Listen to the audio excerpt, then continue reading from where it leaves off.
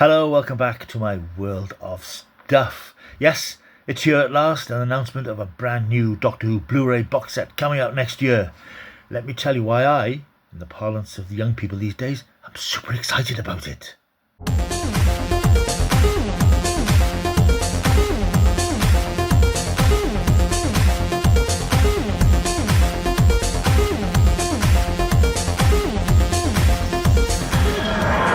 Yes, welcome back. First of all, apologies for the lack of videos over the last week or so. I put a few bits and pieces up, but the festive period has knocked me off my schedule slightly. Not that I've been out and about carousing, although I've had a couple of functions to attend. I just haven't really had the opportunity to watch and research and prepare the things that I wanted to put up on this channel. I do have one very special retro TV feature coming up, I hope before Christmas.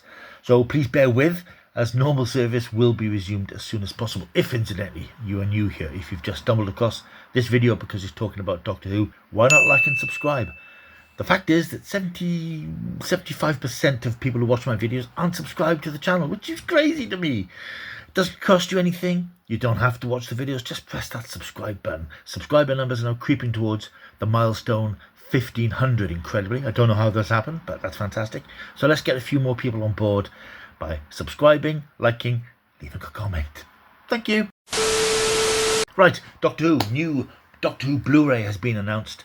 And this isn't, strictly speaking, a major announcement video because you all know about it by now. Everybody and his uncle has done a video reporting about Season 7 arriving on Blu-ray next March. But I thought, as is tradition, because I always do a video announcing these things, and then the inevitable unboxing and review and so on. Anyway, Season 7 is coming to Blu-ray, and I just want to do a video just running through the set and telling you why I am super excited for it. And that doesn't seem to be a specific trailer for this box set, certainly not yet, which is a bit odd, because we've had videos in the past. Pete McTeague, one of the writers, sort of modern Doctor Who writers, has always done these little vignettes featuring cast and characters from the series, but there's nothing for this one. We didn't have one for season 25 that was made up of some deleted scenes. I understand that there are going to be less of them anyway. Pete McTeague has said they won't be doing them to the scale that they have in the past. And of course with season 7 the problem is exacerbated by the fact that there's hardly anybody from the cast left alive to sort of do that sort of thing. You can't really have Liz Shaw reminiscing about a time in Unit, or Liz and the Brigadier meeting up, because sadly Caroline John, Nicholas Courtney no longer with us. So the options to do some new dramatic feature are somewhat curtailed. And if you're wondering why I'm doing this, because we have a guest who has decided to join us. Hello, Rosie. So anyway, I'm very excited about Season 7 coming out. Rosie's decided to sit on the press release, which I printed out. Thank you. Off you go. Yeah, go over there. Go over there. Be a good girl. She's off. Anyway, Season 7 is coming to Blu-ray. And I'm very excited about that because it's my favourite series of classic Doctor Who. And I just wanted to explain why in this video and tell you about the things we have to look forward to on this set. Season 7, of course, is the season that saw Doctor Who reborn in colour, with John Pertwee as this new action man, this debonair, stylish hero who came to Earth having been forced to regenerate by the Time Lords at the end of the War Games. And it was, of course, the end of Doctor Who's black and white era. And the show towards the end of the 60s was not doing particularly well. The BBC were considering cancelling it, but gave it another chance. And of course, we know the rest is history, as they say. The show became hugely popular in the 70s and still with us today. And thinking about Season 7, much as I enjoy modern Doctor Who, and much as it's great to think that the show is still around, I do wish that today's Doctor was a bit more like Season 7, because Season 7 is the closest that the show ever came to being an adult show.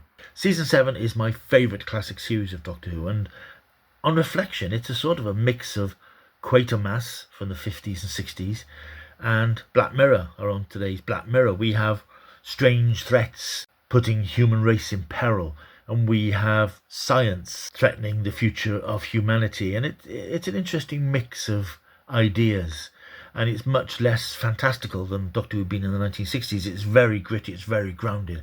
The Doctor, regenerated as John Pertwee, of course, this debonair hero figure in his slick suits and frills and bow ties and capes, Forced to work with a paramilitary organisation that he'd rather not be involved with, UNIT, led by the redoubtable Brigadier Lethbridge Stewart, and with a new assistant forced upon him, Liz Shaw, a Cambridge scientist, drafted in by UNIT as its scientific advisor, who ends up finding herself as an assistant to the Doctor as he's trapped on Earth. And there are 4 serials in this series. They're gritty and real, and it's unusual to see Doctor Who on Earth, modern day Earth, for this length of time, dealing with human beings, dealing with authority, and dealing with scientists and the military, and it's just very relatable. But this is a really good batch of stories. We've got the Spearhead from Space, which was all on film for various reasons at the BBC. Industrial disputes, which bedeviled the BBC in the 70s, meant the show had to be all on film, and it's all the better for it. It's already been released on a standalone Blu-ray a few years ago. We know how good it looks and can look on Blu-ray. It's going to look great again.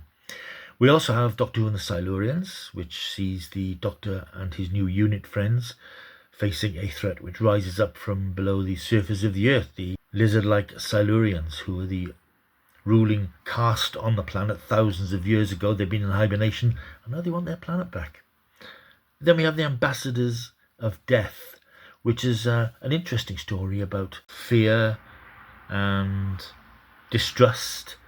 An alien race has made itself known, and it's about humanity's fragile nature, I suppose, when faced with something it doesn't understand. And then we've got the brilliant Inferno, which is possibly my favourite classic Doctor Who serial. 7 episodes, very gritty, very earthy, set around this facility where an increasingly deranged scientist, Professor Stahlman, played by Olaf Pooley, is in charge of an operation called Operation Borehole, which is drilling down through the Earth's crust to release a new form of energy. It unleashes something more than that, however. It's a terrific story.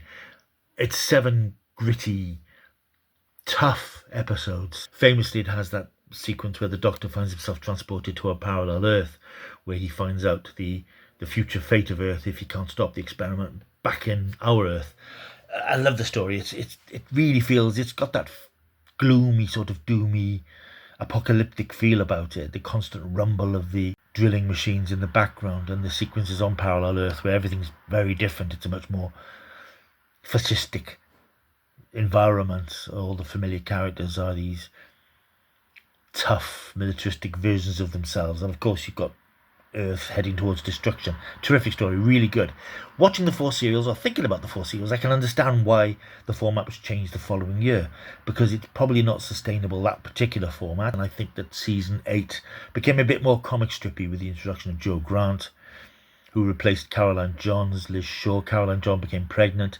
She was going to leave the show anyway, so it was a confluence of circumstance that led to her leaving the show. And then UNIT becomes less of a tough militaristic force, and becomes a bit sort of slightly bumbling soldiers after this, which is why season 7 is so unique in Doctor Who's history, and it is so adult, and it is very much based on the Quatermass thing. I think that Pertwee's version of the Doctor was consciously or unconsciously based on Professor Quatermass, the scientist who knows better than the people around him and isn't always believed or trusted, and leads the human race into some difficult situations and out the other side. And again, as I say, with Black Mirror, the thing about science, yeah, it's a great idea to drill through the Earth's crust to find a new source of power, but what if it unleashes something terrible?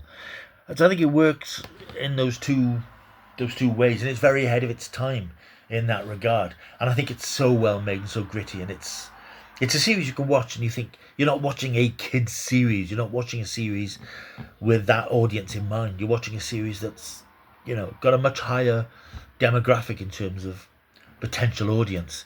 And I think there are 4 great serials. They're too long. Doctor Who and the Silurians, Ambassadors of Death and Inferno, all 7 episodes. And again, that was sort of tweaked in the following series where you had 6-episode serials at the longest, and 4-part serials became the norm.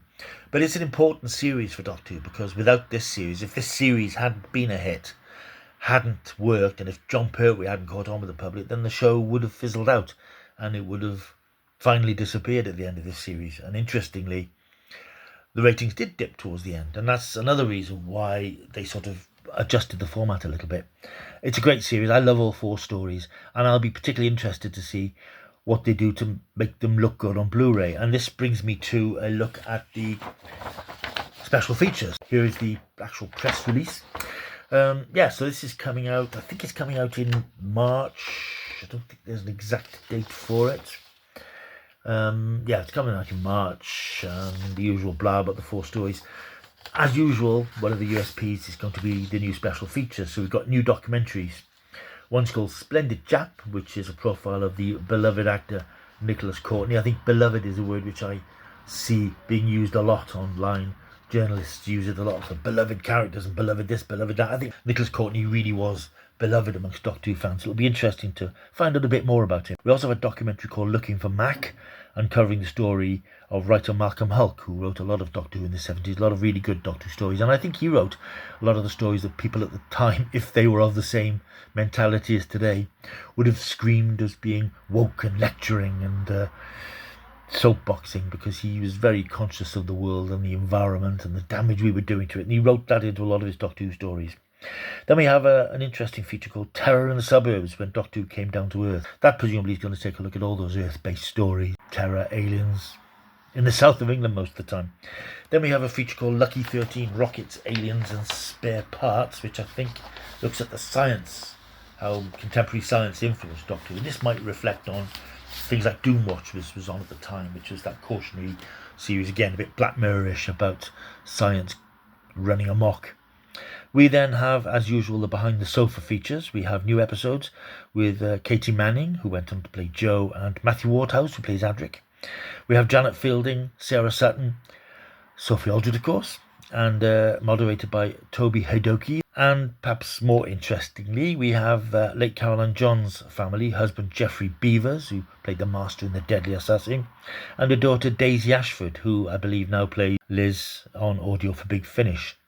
So, yeah, the Behind the Sofas are what they are. You watch them once and watch people who've never seen the episodes before talking about them. This should be interesting. In conversation, Matthew Sweet, who provides all those very interesting chats with Doctor Who alumni, he's talking to John Levine, Sergeant Benton, about his life and career. John is really, along with Katie Manning, the only surviving main cast member of this era of Doctor Who. And this is why it's difficult, I would imagine, to put together special features for older seasons of Doctor Who, because so many of the people are no longer with us. John Levine is a character, shall we say. I read his autobiography a couple of years ago, and he's a character, so it's going to be an interesting chat. I hope Matthew Sweet is able to control him a little bit. Then we have the Doctor Who Escape Room. These are lengthy features which have been on the last couple of sets, which I don't bother with because it's not my cup of tea. We have movie-length omnibus editions of the Doctor Who and the Silurians and Inferno. These are sort of edits, much in the style perhaps of the War Games, which is coming out shortly.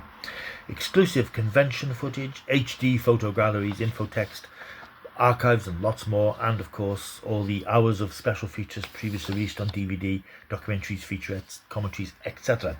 What's interesting about this set, of course, is that this follows on from the War Games, which is going to be screened on BBC4 next Monday. There'll be a review of that on this channel shortly afterwards.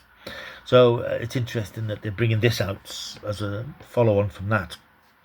Possibly another way to introduce an audience who wouldn't watch old Doctor Who by having that sort of link. One of the interesting features of this disc set seems to be that there are no updated special effects. Now, this isn't particularly a problem because it's not a hugely effects heavy series, and the effects that are there are actually pretty good. I'm thinking of all the stuff in Spearhead from Space with the Nestines, the spaceship stuff in Ambassadors of Death looks pretty good, and the bits of model work in Inferno are pretty good. I don't think it needed any new digital special effects, and I think that if there had been new special effects, it would have really stood out against the very particular visual look of this season. It'll also be interesting to see what they've done with Doctor Who and the Silurians, Ambassadors, Inferno, because as you will probably know, these episodes only existed in pretty poor quality black and white prints at the BBC for years, until overseas copies were recovered. Some were of poor quality with colour, some were in black and white because of the broadcast requirements of certain countries. And over the years, they've used incredible technology, I think it's called Chroma Dot, to release the embedded colour images in the video itself. It's never looked brilliant. It's always had a certain fuzziness to it.